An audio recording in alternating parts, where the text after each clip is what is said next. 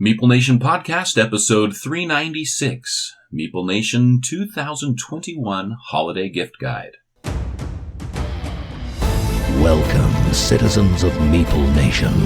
For the next 30 minutes, sit back and enjoy. Meeple Nation Podcast is sponsored by GameToppersLLC.com. If you're wondering what the gift guide is, we're done. It is Game Toppers LLC. Until next time. Wow. All right, we're done. We'll see you at the game table. Shortest episode ever. And Dave did not talk the longest this time. Welcome to Meeple Nation. We are your hosts. I am Andy Holliday. I'm Nathan Howard. I'm Dave Holliday. And I am Logan Howard. Visit our website. Check it out. We've got blogs on there to check out. We actually have some new bloggers, and they have some awesome stuff. Very good writers. We also have bios of all of us, plus our bloggers. All the links to our previous episodes, they are also on our website. You can go back and read the hundreds of episodes that we already have out. Or you could listen to them. Well, that's true. And you can read the blogs. That's probably your only option, is to listen to them, wherever you listen to podcasts. Check us out, meeplenation.com. This week we are discussing our holiday gift guide, as Dave previously mentioned. And so when we talk about this holiday gift guide, without fail, every year I get somebody to come up to me and says, hey, you like board games. I need to get some board games for either my family or a friend. And they struggle with that decision because us as gamers, we don't suggest that you go give somebody Gloomhaven. Gloomhaven is a fantastic game, but if you give the game of Gloomhaven to somebody who is a non-gamer or a barely gamer, the game of Gloomhaven will completely overwhelm them. It's like giving them homework for Christmas? It's exactly like giving them homework for Christmas. A lot of the games we're going to talk about are going to be more simple games, those gateway games. You know, there's those classic games out there like Settlers of Catan, Azul, which is not necessarily a classic, but it's a newer classic. Great entry-level game, Ticket to Ride, Pandemic, Sagrada, Number 9. These are games that are very simple, easy, and accessible to teach new players and to give as a gift that will not be overwhelming to somebody who is new to gaming. You don't want to give somebody a gift and then 2 weeks later see that in their going to the thrift store pile. Or just sit on their shelf or re-gifted. Our friend Claudine, she doesn't like to unwrap a game until she's ready to play it. If she takes the shrink off, she doesn't punch everything. It's part of the excitement. I have a hard time letting go of games. Maybe I should just stop taking the shrink off. Maybe I'll be willing to cull games more often. Probably not. Knowing your personality like I do, I'm going to say that it's going to be a very, very, very rare time Andy will release a game from his jurisdiction. That's probably true. How long has he been painting Shadows over Camelot? That's true. My games are under his jurisdiction now, too. So. I was going to say, like, he even has multiple copies of a game and he's not culling them, so you should be happy. That's true. He brings up a very good point. You may actually one day get that game back. And the other ones that I have. I hope you at least put a bow on it as you regift my game back to me. That is nice, though. I mean, you don't have to think too hard about what to give Nate for Christmas. That's true. Yeah, you already know that he likes it. I just need to find the games that I don't like and tell Nathan I'm going to do something for him for that game and then just hold on to him so we never have to play him. There you go. Ooh, that's actually a brilliant idea. Find out what's on next year's 10 for 10 and hand it off right now. So, as far as my gift guide goes, I picked a game for different types of games or different purposes for each game.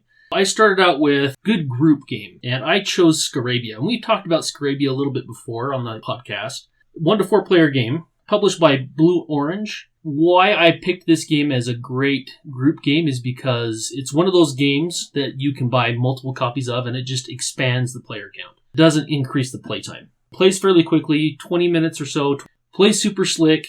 I've played this with non-gamers, and they have thoroughly enjoyed it. I put that down as my recommendation for a group game. If you have a group more than 4, you would need to buy multiple copies. A game that's not too terribly expensive. The second one I want to talk about is a game that would be fun with your kids. I just picked this up not too long ago, and it is called Catapult Feud. It's by Yellow Games. Each player has blocks that they're building up a castle, and they have little soldiers. You each get to pick a card, and you flip over that card, and it may give you a special ability for that round, allow you to shoot an extra catapult ball, and you're shooting catapults at each other's castles and trying to knock down the other. Silly game, super simple game, but my kids have really loved it. When I pulled that out of the box, my boys' eyes got quite large. They've had a fun time with that one. As far as gateway games, this is probably a little more of a complex gateway game, but not super complex. Taverns of Tiefenthal. The reason why I say it is a good gateway game is that it starts out with the basic version of the game and then adds modules to it. So it adds complication to it once you kind of get your feet wet in how the game works. I like that aspect of it for someone who maybe isn't necessarily a gamer and is going to have a hard time wrapping their head around how a lot of games work. It starts out simple and then builds. I think that's great for a gateway game to get someone into to where they can actually play a more complex game, is to start them out a little bit lighter. Kind of like what we've talked about in the past with what Jaws of the Lion does. I know that's worked out well with our wives, Nathan, and they felt like it wasn't overwhelming at the beginning because it just kind of builds up. And by the time you get past all the adding rules, it's not overwhelming for them because they know how to play. Absolutely. I actually feel that this game is right up to that edge of gateway to regular board game. Yeah, I agree. But it's in a good way because, yes, the first couple of rounds are going to feel a little overwhelming, but as you play, you're going to get past that and understand it so much better. Yes, it's a little scary looking. Like, don't worry, we'll walk you through it. We just played with our friend Lydia. She had a blast when she got through with the game, but she was worried about it at the beginning. So Lydia is Doug's wife. It looked like it was right about at the max complication as far as the game goes, but I didn't play with you guys. I went and played a different game, but he told me that by the end of it, she had, that's how this works, and then she wants to play it again. So one playthrough, and she grasped it and wants to play again.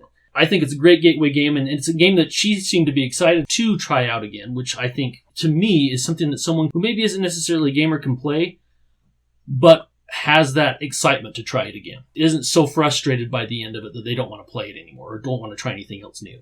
Now, if you haven't tried this game out, don't be afraid of this as like, this is one of those gateway games. I'm kind of beyond those in my gameplay, whatever. I don't feel that way at all with this game. I can totally see how you put it in the gateway category. Absolutely. Because I think, like you were pointing out, a round or two in, and a newish gamer is going to be figuring it out and really enjoying themselves. But for a seasoned gamer, it really doesn't feel like, this is boring. It feels like a challenge, a good game that I can keep playing again and again and again. Plus, you're adding content with every play up to the 5th module. I think it gets even more and more interesting. Keeps it fresh. They're adding more stuff. There's different ways, different strategy that you can use. That's Taverns of Tiefenthal, and the publisher, Dave, you speak better German than I do. It's Schmidt-Spiel. Schmidt-Spiel. That has been one of my favorite games this year to play. We actually finished Nathan's 10 for 10 on that. That list is quickly coming to a close. For card games, I picked Ohanami. This is a game that, Nathan, you own. I don't own it. I would like to. I should get it. It's a pretty game. Very simple. It's just cards with numbers, and you have 3 columns of cards, and you're drafting cards. When you're drafting those cards, you have to put them, and they have to stay in numerical order, and you can't either add it to the top of the column or the bottom of the column. So you may end up not being able to play anything. They are different colors. Score at the end of each round based on the color. And at the end of the game, the rounds score differently. Anyway, it's a great game. Simple game. One of the better card games that I've played, at least recently. It is a simple game, but it has a level of challenge that makes it very replayable and enjoyable. Yeah, I agree. I've had fun when we brought that to the table. And it's also a quick playtime, 20-minute playtime. Published by Nürnberger Spielkarten Verlag. Campaign game. Everyone knows how much we love campaign games. My recommendation for a great campaign game is Folklore. Started playing this more often over the past few months, and we have loved it. It has been such a fun game night the nights we play Folklore. Just the depth of it, the different scenes that you go through, everything is just intrigue. Just how the game changes keeps your interest going. And there's story along with it. The game is published by Greenbrier Games. Got 3 more I want to recommend. As far as a deck builder goes, I put Harry Potter Hogwarts Battle. This is a game that if Logan's acting like he's tired and is wanting to go home from game night, I can say Harry Potter, and Logan will stay for another 3 hours. Yeah, it's ridiculous the hold it has over me. You go through the different years at Hogwarts. Each year unlocks new cards and adds more cards to the market pile that you're buying from, adds more villains, adds a lot more content, and you have new goals that you're trying to get through. My goodness, we've had fun with this. The amount that they balanced that game with the different players that you're able to... You initially only have a selection of 4 players that you're able to choose from. As they evolve through the years, it's balanced. I think they help each other. It is a great cooperative deck builder game. also that it's not too easy. Exactly. I think we've done fairly well in it, but there's been times that we're like, oh my gosh, we may lose this one. Other times we've breezed through it. Obviously, it kind of depends on what cards come out. There is a little bit of luck involved because it is a deck builder, and there's a little bit of randomness that comes with it. And the expansions have been great too. My gamer's game is Underwater Cities. This is a game I've only played once, but I loved it, and I own it now. Still have not played my copy. Wait. You own it, or are you painting Nathan's copy? I own it. I actually own it. Okay. Valid question. That is a good question. Where is my copy? It is published by Delicious Games. Everybody has their player board and you're building cities underwater. Build tunnels so you can build new cities. Great game. Action selection on the main board. I love how that works. I need to play it again. It's been several months since we've played it, but it's one I definitely need to get to the table again. Definitely recommend it for those of you that want to buy a game for the gamer in your life. And then finally, the wild card is the Western Kingdom trilogy. Every single one of the Western Kingdom games I love. Architects of the West Kingdom, Paladins of the West Kingdom, and Viscounts of the West Kingdom. What I love also is that it came out with an expansion called Tome Saga, which you can actually play them as a trilogy, and it adds content when you play it as such, so that links all three of those games. Are we sure about that? Yes, because I own it. Yet we haven't. I know, we just haven't done it yet, and I've been dying to. So. It's just a matter of finding a day that we have enough time to play all three games, one right after the other. Anyway, that's my list for the holiday gift guide. Games that I have loved and would highly recommend. So I approach my list quite a bit differently, which is fine. All of my games are targeted as more easy to teach, giving people an opportunity to play some games without too much complication, with the exception of one. And since, Andy, you kind of already talked about that, the jewel, I guess, in my list is Gloomhaven Jaws of the Lion, which you alluded to, Andy, that your wife and my wife have both taken a liking to, which really surprises me with my wife. In fact, we played it just yesterday under her suggestion, got it to the table, had a great time. Then she apologized that we couldn't play it a second time because she had to for work in the morning. Gloomhaven Jaws of the Lion, like you mentioned, Andy, the introduction to the game, the slow trickle of rules until once you get to that scenario 5, you have all the rules, slowly integrating that person into a gamer's game. Gloomhaven Jaws of the Lion has some great content, highly enjoyable, well-written scenarios. Strongly recommend getting that. And it's available on Amazon for $32. Not that expensive either. Yeah, that's great. Another great one that I like and I put on here that was kind of a surprise for me was a simple game called Drop It. You're dropping shapes into the board. Picture a Connect 4 board and it has an open at the top, dropping these shapes between the panels of plastic. The goal is you want to get your piece higher, and the higher it is, the more points you're going to score. And there's some bonus opportunities there as well. But your piece cannot touch another piece of the same shape or the same color, because if it does, you score 0 points that time. Very simple game, highly addictive, and very enjoyable. A couple years back, I had it set up at our New Year's Eve party, and there was a family that played this game for like 3 hours straight. Dump it out, do it again, do it again. They had a blast with this game. It's a game that will fit that. Easy to learn, tons of replayability. Another one that I was also surprised with, little card game called Abandon All Artichokes. Dave and I have played this on BGA several times. Oh no, I have it on good authority that it's not that great of a game. Well, you asked my wife. That's who I asked. Yeah, and she did not like this game whatsoever. Everybody else highly enjoyed this game. It's a card shedding game and a deck building game. So you're trying to shed all the artichokes out of your hand. If you ever draw a hand and you have no artichokes in it, you win the game. And so you have other vegetables that are going to cause you to shed some of those artichokes. Plays in about 10-15 minutes. Yeah, it was super simple. I was actually really surprised by this one because when it first popped up, I was like, what on earth did you invite me to play, Nathan? And super simple, super quick. As far as little filler games go, great little game. You're acquiring different vegetables that will do different things, like you said. And the whole idea is You can compost your artichokes. I love that it's composting your artichokes too. Like, the person who made this game must really hate artichokes, right? You compost your artichokes. That's like taking them out of the game, gaining other cards. The whole idea is, like you said, just draw your hand and not have any artichokes in it. As soon as that happens, game's over. Easy to teach, very accessible. Another one that my wife really, really loves and has loved for years is a game called Dixit. Dixit is a very visual storytelling game where you have cards. As the active player, you're trying to get people to guess your card. Each card is this beautiful artwork that is masterfully done. And what you're trying to do is you give a clue. Everybody's going to play a card. You want almost everybody to guess your card. But you want to make sure that somebody doesn't. To do that, you make your clue vague enough, but yet clear enough that hopefully at least one person will guess your card. And then you're going to score more points. The player who guesses your card is also going to score more points, and then everybody else is going to not score points. This is like a fun party game. It is. It's actually fun. Yeah, it is. It is actually fun, yes. Goes up to 6 players. Question, though. Can I get too clever and screw over my entire game? Yes. Ah, excellent. I'm Yeah. in. Most definitely you can.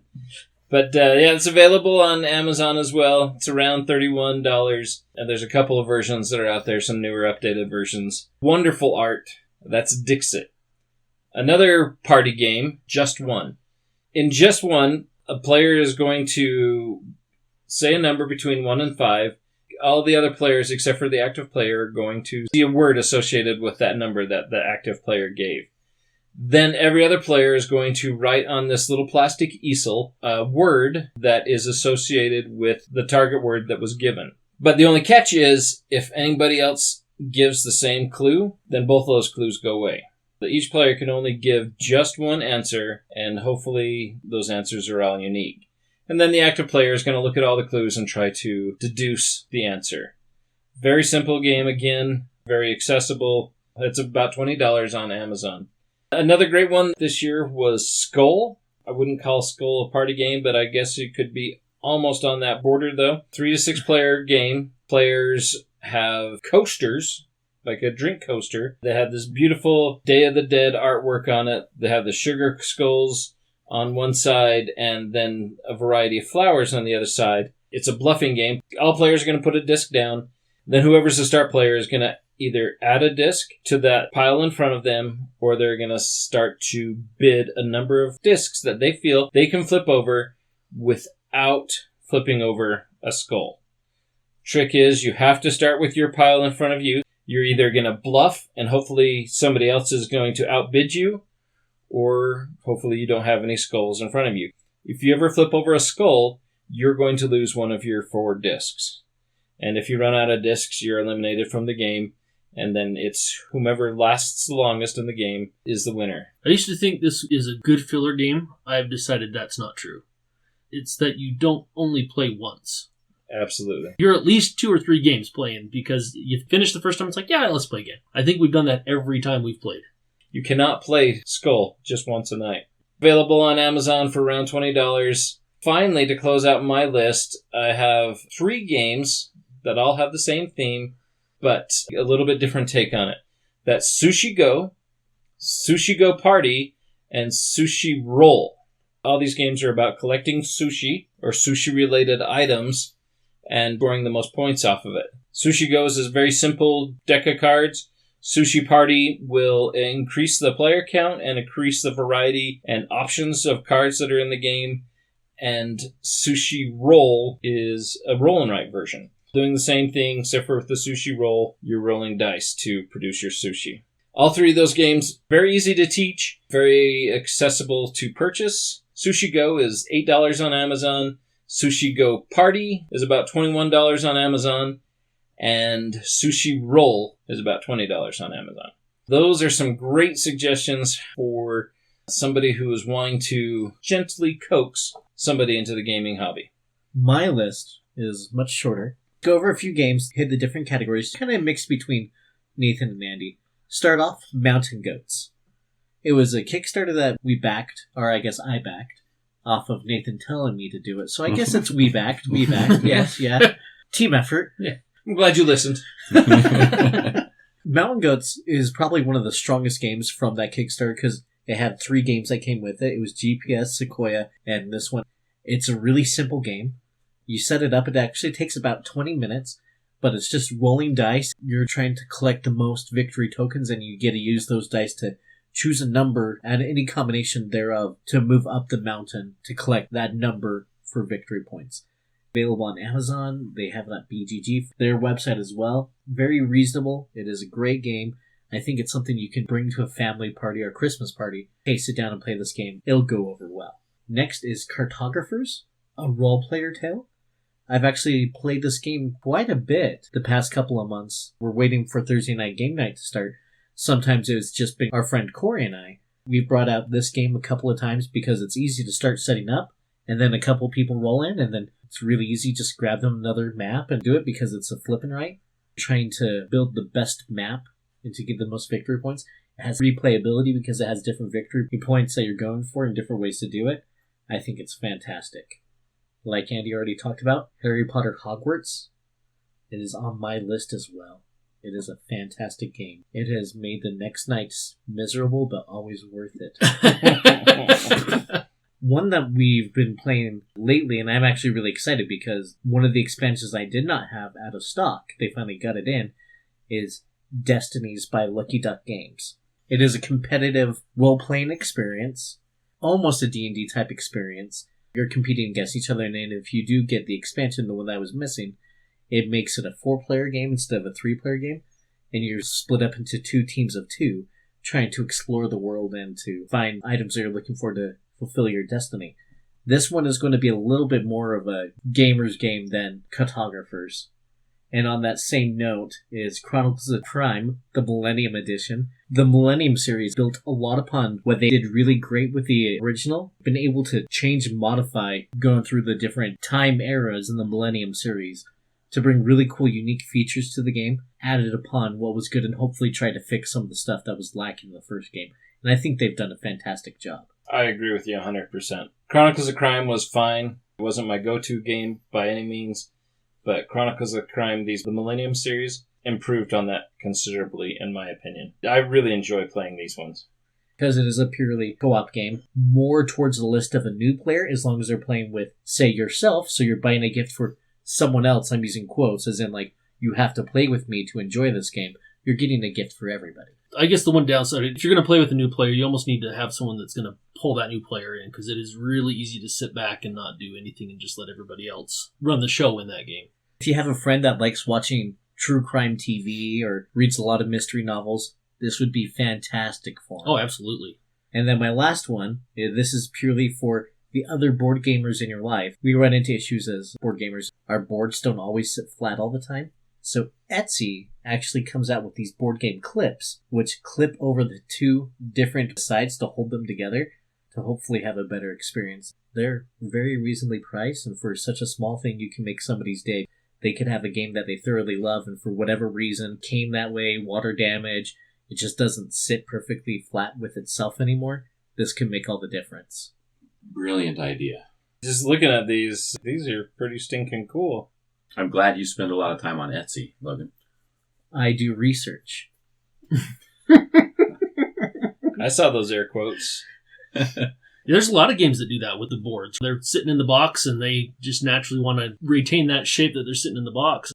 Fantastic idea. Something so cheap, literally, if you have another board game player in your life that could benefit from something like this, because it's a game they really like, it's just every time they play the game, they get frustrated trying to bend the board backwards even though it doesn't really do it. Well, then you run the risk of ruining it, right? Yeah. So We ran into that issue at Hug a MeepleCon when we were playing Julie's copy of Intrepid. And I still haven't opened my copy of Intrepid to see if it has the same issue, but from what she was reporting is that it's quite common.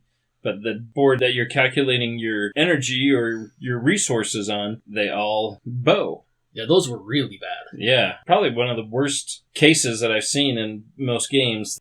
You need to find something or be able to print something that will fix that. And these clips wouldn't fix that. No, these clips wouldn't fix that. But these clips are great. Follow the link, which will actually be on our blog for the gift giving guide. They're around $10 for it, and you get to pick your color and your size and the quantity. I think it's definitely a viable option. when you need it, and it'll be fantastic. It's under $10. Great gift, not wanting to spend a ton of money on someone, but want to get them something and they're a gamer. Perfect gift to give them. So that goes through my stages from introduce somebody into the hobby to gift for a gamer. Very nice. Thank you, Logan. So because I'm a little bit difficult, I will again not strictly follow the format. Say it again. Once is all you get. For posterity. I'm not going to strictly follow the format of listing a bunch of games, partially because there have already been a lot of fantastic suggestions already. And I just used already twice in that sentence, I believe. I will echo some of those. Some of those are great, great ideas. We heard about Taverns of Tiefenthal and the Folklore campaign game and the Harry Potter Hogwarts Battle deck builder. Anything Gloomhaven, the Sushi Go games, those are great games as well. Cartographers. So a lot of great, great ideas there. But some of the stuff that I will say is ask another gamer that knows your gamer well. What would be a great game to get this person? Because, Nathan, you like to point out a lot. That's a difficult question to answer because Absolutely. Everybody has different tastes. And a game that you might love probably stinks. Thanks. Just totally joking. Kind of hurt, Dave. Because of that, I think it's a great idea to talk with somebody that plays a lot of games with that person and ask them, what do you think this person would like? I think you can get a better idea that way than just asking any gamer. Again, also depending on who your gamer is, there are games out there that I would love to try, but I don't want to go and spend a bunch of money on this game, not really having any idea if it's going to be any good. I think the holidays are a great time to help out your gamer by getting them a game that they probably won't buy for themselves, but they were really wanting to try out. A couple of games that we didn't mention that I think are great are Descent, Legends of the Dark. I would recommend 2nd edition too, if you can still get a copy, right? Absolutely. I've loved 2nd edition. It's honestly, 1st edition, you can't really go wrong. The Descent series, fantastic games. Yeah, if you can find a copy of those, great, great games. Also one that we didn't talk about, but I think is a fun all-around game that will fit a lot of people's likes, Flying Goblins. I was totally going to put that one on my list because my wife really enjoys this game. I was surprised how much she enjoys this game. Like I said, I think it's one that really scratches a lot of itches for just about anybody to some degree. There's a lot of strategy in this game. It's a hit no matter who's at the table, it seems like. Unless you mess with your goblin. And then it's a miss. And then it's a miss. It's an awesome game. We've talked about it a little bit before, so I'm not going to go into too much detail, but you can look for it, Flying Goblins, and it's published by Yellow Games. That's a good one to check out. Some other ideas, get your gamer a pass to an upcoming convention. And if you really want to say I love you, get a second pass that you will use yourself and go with your gamer. Or if you really, really, really love your gamer, get him a new game topper. There you go. Come full circle. Always a great suggestion. Game toppers are amazing products. We talk about them every week. I don't think we'll ever grow tired of talking about them because it is such an amazing product that has easily been the best gaming purchase I have ever made. Pretty sure you feel the same way, Andy? I do, yeah. Even from their mats to their toppers to their accessories, dice trays. There's lots of little things that you can enhance every game night. Yeah, I liked mine enough that I had to get 2. I went straight for 2. Did you? I didn't. Yeah. I wish I had picked up the Minecraft, at least one of them on Minecraft, because those Minecrafts are nice. But 2 Minecrafts in here would not work. That would not. But there are so many games that completely fill up a Minecraft.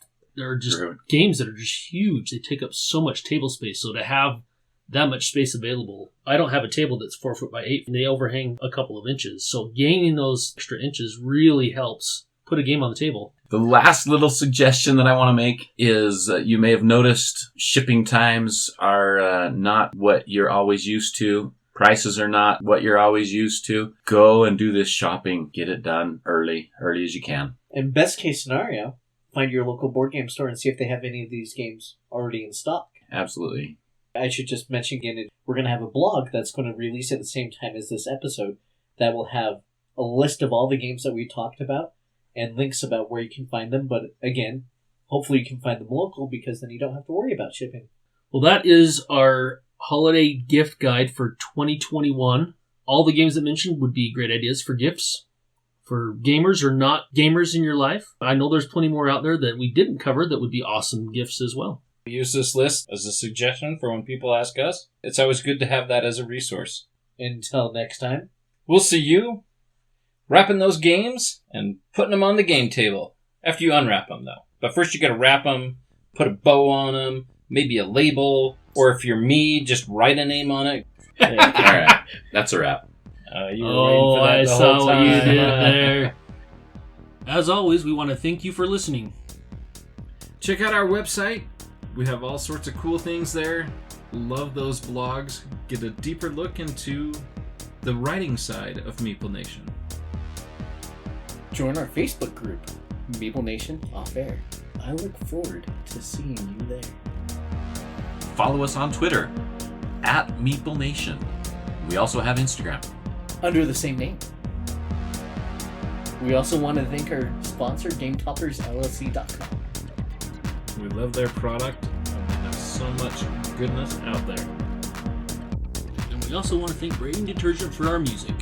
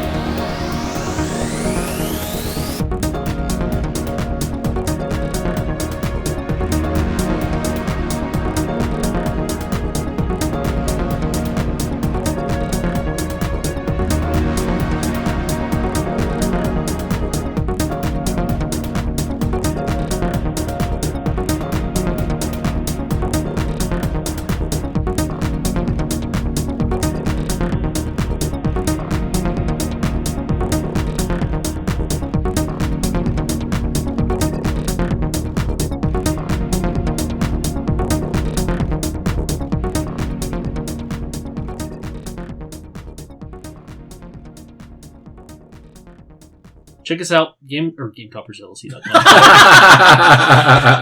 I'm not doing the sponsorship. it sounds like you just did. Until next time, the game is published. That's good. I like it when a game is published. I do too. Makes it more available. Yeah. Far more accessible that way. There's Architects Son of of the West. a... Good. Everyone silence your phone. Good night.